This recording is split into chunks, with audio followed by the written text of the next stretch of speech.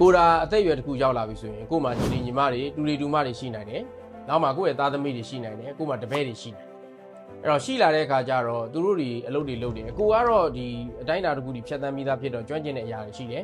အခုရှိတာကိုကျွမ်းကျင်တဲ့အရာတွေကိုကိုပဲလုပ်နေမယ်ဆိုရင်ကျွန်တော်တို့အလုပ်ကမကြီးထွားနိုင်ဘူးမတိုးတက်တော့ဆိုလိုတဲ့တော့ဒီဗီဒီယိုကြည့်နေတဲ့မိတ်ဆွေကဥမာ9တန်းတက်နေတယ်ဒါသဘောတခုပြောပြတာပါနော်ဟို level 5ခုတက်နေတယ်ကို6ခုမြောက်ကိုတက်ဖို့လိုရတယ်6ခုမြောက်ကိုတက်ဖို့လိုရဆိုအဲ့9ခုနေရာကိုဆွန့်လွတ်ခဲ့ဖို့လိုရတယ်9ခုနေရာမှာတခြားတစ်စုံတစ်ယောက်ကို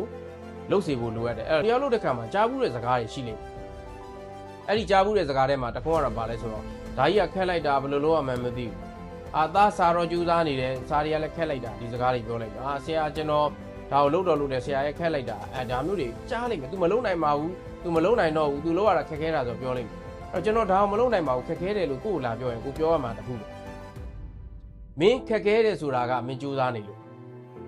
စကားလုံးလေးကဘာကြောင့်လဲဆိုတော့ဒါအမှန်တရားဖြစ်တယ်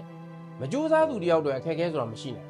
သူကဒီတိုင်းပဲနေနေတာဖြစ်တော့ခက်ခဲမှုဆိုတာသူနဲ့တွေ့မှာမဟုတ်အဲ့တော့ခက်ခဲနေတယ်ဆိုတာနောက်တစ်ချိန်မှာအောင်မြင်တော့မယ်ဆိုတဲ့သဘောပဲဒီတာက